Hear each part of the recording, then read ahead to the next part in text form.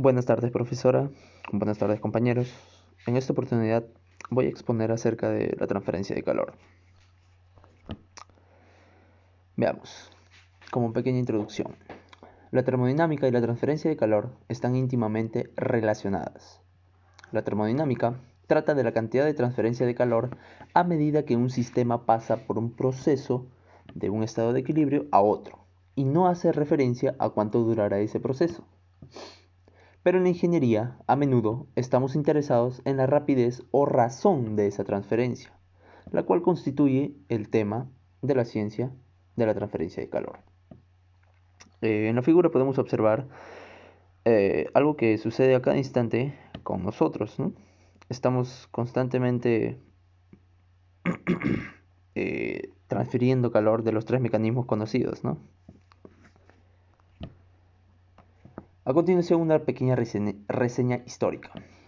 El calor siempre se ha percibido como algo que produce una sensación de tibieza, y se podría pensar que su naturaleza es una de las primeras cosas comprendidas por la humanidad. Pero fue hacia mediados del siglo XIX cuando recién tuvimos una verdadera comprensión física de la naturaleza del calor, gracias al desarrollo en esa época de la teoría cinética, en la cual se considera a las moléculas como bolitas diminutas que están en movimiento y que, por lo tanto, poseen energía cinética. El calor entonces se define como la energía asociada con el movimiento aleatorio de los átomos y moléculas. En la figura podemos apreciar la representación, ¿no? Lo que postulaba la teoría cinética, ¿no? De las moléculas como bolitas diminutas.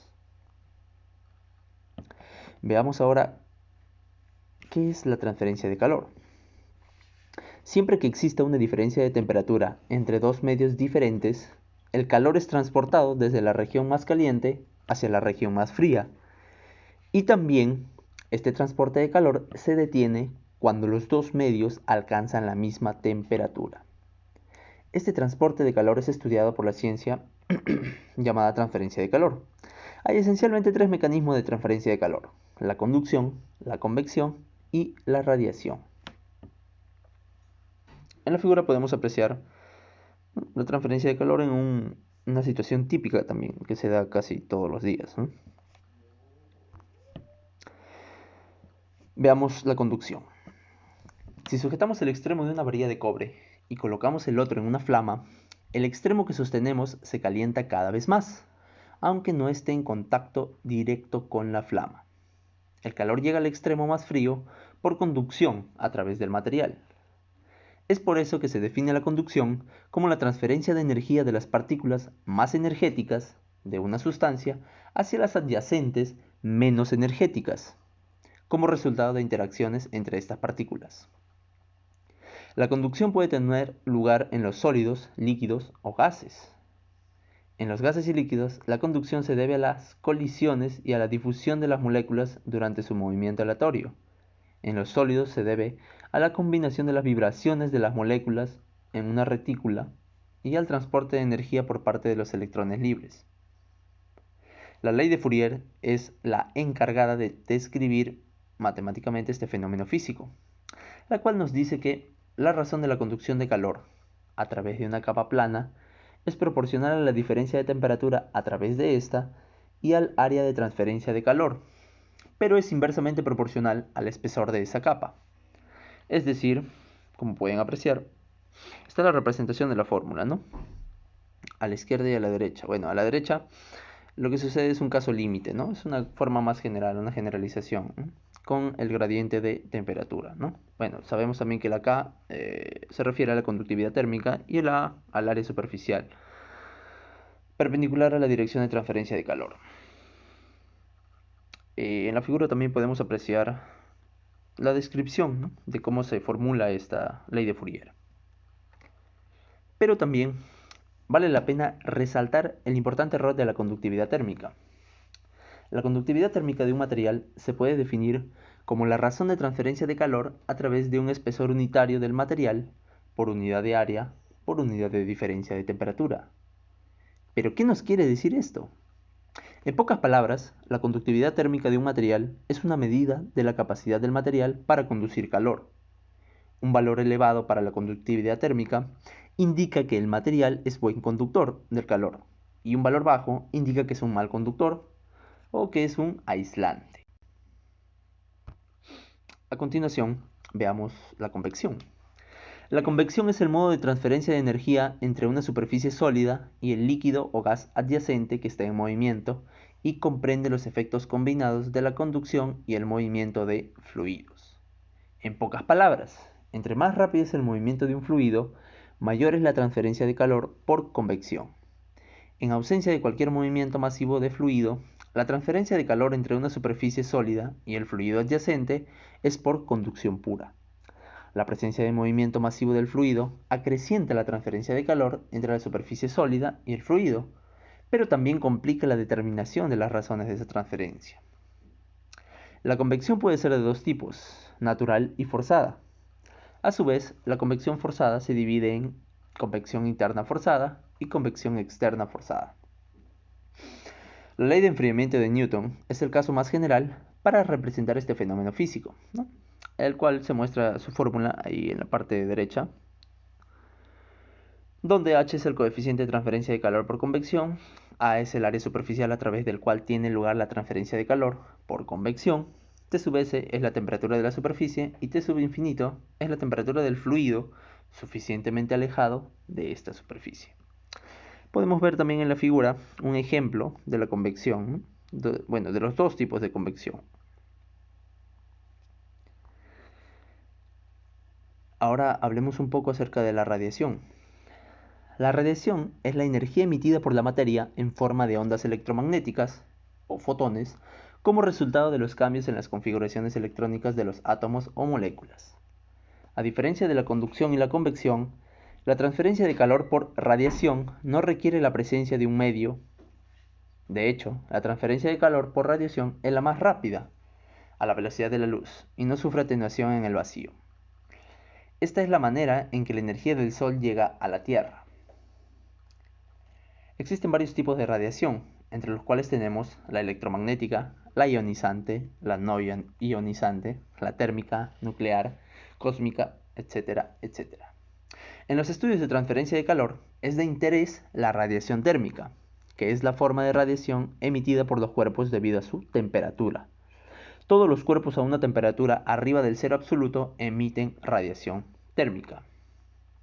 La razón máxima de la radiación térmica, que se puede emitir desde una superficie a una temperatura termodinámica T, es expresada mediante la ley de Stefan Boltzmann, cuando epsilon es igual a 1, ¿no? Esa razón máxima, que epsilon es la emisividad, sigma sería la constante de Stefan, A es el área superficial a través de la cual se emite la radiación y T es la temperatura superficial del cuerpo que emite la radiación térmica, ¿no? Como pueden apreciar ahí en la parte inferior izquierda está la fórmula que acabo de describir y a la derecha podemos observar una imagen de un ejemplo, ¿no?, de la radiación. Un objeto caliente, si lo ponemos en una cámara al vacío, va a perder calor y ese calor solamente puede ser perdido mediante radiación, ¿no? Veamos ahora un poquito acerca de la radiación térmica y su relación con la teoría cuántica. Como ya les había mencionado, la emisividad, cuyo valor está en el intervalo de 0 a 1, ¿no?, es una medida de cuán próxima está una superficie de ser ideal, la cual emite radiación a una razón máxima, ¿no?, para lo cual epsilon es igual a 1. La superficie idealizada que emite radiación a esta razón máxima se denomina cuerpo negro. La radiación emitida por todas las superficies reales es menor que la emitida por un cuerpo negro. Y la radiación del cuerpo negro es justamente el nombre que tomó el problema que encabezó el nacimiento de la física cuántica. El problema consistía en que a pequeñas temperaturas, la mayoría de la energía estaba concentrada en longitudes de onda larga, correspondientes a radiación infrarroja, lo cual cambia mientras aumenta la temperatura.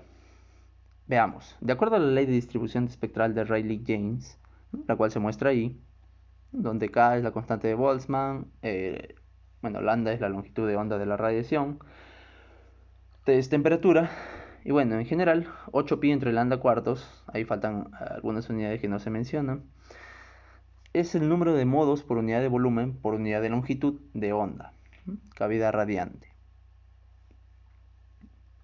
la cual describía casi a la perfección el comportamiento para longitudes de ondas largas, ¿no? Esta distribución que proponían ellos, mas no describía totalmente la curva de distribución espectral de la radiación de cuerpo negro. Además, se observaba que la función divergía, ¿no?, mientras lambda tiende a cero, mientras la longitud de onda tiende a cero. Este comportamiento para longitudes de onda corta es conocida como la catástrofe ultravioleta. Esa curva de la radiación del cuerpo negro era aproximada en esos tiempos mediante la ley de desplazamiento de Wien, ¿no?, que nos mencionaba un máximo de la longitud de onda para una determinada temperatura, ¿no?, y la cual está expresada mediante la fórmula que pueden apreciar, ¿no? A su vez, como consecuencia de esto, la energía por unidad de volumen total, que está dada por la fórmula que pueden observar ahí, ¿no?, P sub t, es igual a la integral de 0 al infinito de la distribución espectral propuesta por Rayleigh-Jeans, ¿no? Y bueno, la integral no es complicada, ¿no? Y pueden observar ustedes que esta energía por unidad de volumen es infinita, lo cual es totalmente incorrecto, ¿no? Viola el principio de conservación de energía, ¿no? Es aquí donde aparece el gran Max Planck, ¿no?, que refutó la visión clásica de estos científicos contemporáneos. En diciembre de 1900, Max Planck presentó una nueva forma de la distribución espectral de la radiación de cuerpo negro, basado en una revolucionaria hipótesis. Planck postuló que la energía de un oscilador de frecuencia nu, esto de osciladores viene de la representación de las moléculas, ¿no?, en la teoría cinética. Como se representaban como bolitas, ¿no?, la temperatura y los fenómenos relacionados se representaban como vibraciones de esas moléculas, ¿no?, de esas bolitas, y vibraban a determinada frecuencia. Según Planck, ¿no?, esta energía no podía tomar valores arbitrarios entre 0 e infinito, ¿no?, sino que por el contrario, solo podía tomar valores discretos de una forma muy particular, que era n veces E sub 0, donde n es un entero positivo, o 0, y E sub 0 es una cantidad infinita, o cuanto de energía, ¿no?, la cual dependía de la frecuencia, ¿no? Recordemos también, ¿no?, ya creo que todos sabemos que la energía según Planck era escrita por h nu, ¿no?, donde h sería llamada la constante de Planck, ¿no? La distribución espectral propuesta por Max Planck fue la que pueden apreciar ahí, ¿no? Y con esta propuesta, la densidad de energía ya no era infinita y resolvía la divergencia para el valor de lambda cuando tendía a cero, ¿no?, de lambda la longitud de onda. Además, para longitudes de ondas largas se obtenía la ecuación propuesta por el modelo de Rayleigh-Jeans, ¿no? Con esto, bueno, básicamente con esto se resolvió el problema de la radiación del cuerpo negro, ¿no? Aquí les muestro un par de imágenes, un par de gráficos, ¿no? En la parte izquierda, o lo que se esperaba, ¿no?, de acuerdo a la ley de desplazamiento de Wien, ¿no?, de la distribución espectral de la radiación de cuerpo negro. Y en la derecha, la comparación, ¿no?, de los modelos de distribución espectral propuesta por Max Planck y Rayleigh-Jeans, ¿no? Como se puede apreciar, para longitudes de ondas largas, las dos curvas se aproximan, ¿no?, tienden a ser lo mismo. Pero para longitudes de onda entre 1 y 4 micrómetros hay una total diferencia, ¿no?, una marcada diferencia. Y como parte final, veamos algunas aplicaciones. Es común encontrar la transferencia de calor en los sistemas de ingeniería y otros aspectos de la vida, y no es necesario ir muy lejos para ver algunas de sus áreas de aplicación. De hecho, no es necesario ir a alguna parte. El cuerpo humano está emitiendo calor en forma constante hacia sus alrededores, y la comodidad humana está íntimamente ligada con la razón de este rechazo de calor, ¿no?, como les había mostrado en la figura inicial, en la primera figura, si no mal recuerdo. Tratamos de controlar esta razón de transferencia de calor al ajustar nuestra ropa a las condiciones ambientales. Muchos aparatos domésticos comunes están diseñados en su conjunto o en parte mediante la aplicación de los principios de la transferencia de calor. Algunos ejemplos caen en el dominio de las aplicaciones eléctricas o del uso del gas, el sistema de calefacción y acondicionamiento de aire, el refrigerador y congelador, el calentador de agua, la plancha e incluso la computadora, la televisión, el reproductor de DVD, etcétera, etcétera. Por supuesto, los hogares eficientes respecto al uso de la energía se diseñan de manera que puedan minimizar la pérdida de calor en invierno y la ganancia de calor en verano. La transferencia de calor desempeña un papel importante en el diseño de muchos otros aparatos, como los radiadores de los automóviles, los colectores solares, diversos componentes de las plantas generadoras de energía eléctrica, etcétera, etcétera. El espesor óptimo del aislamiento de las paredes y techo de las casas, de los tubos de agua caliente o de vapor de agua o de los calentadores de agua se determina una vez más a partir de un análisis de la transferencia de calor que considere los aspectos económicos. Y en las imágenes podemos ver algunos ejemplos de aplicación de la transferencia de calor, ¿no?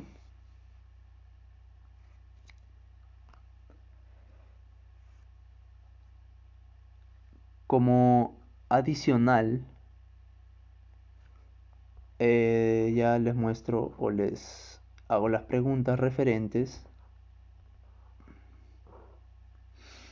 ¿Quiénes fueron los científicos que sentaron las bases de la teoría cinética? Es una pregunta interesante. ¿Cuáles son los tipos de convección que existen? ¿Cuál creen ustedes que es el tipo de radiación más perjudicial para el ser humano? Y aparte del problema de radiación del cuerpo negro, ¿qué otro problema conocen relacionado con el origen de la teoría cuántica? Eso sería todo. Muchas gracias.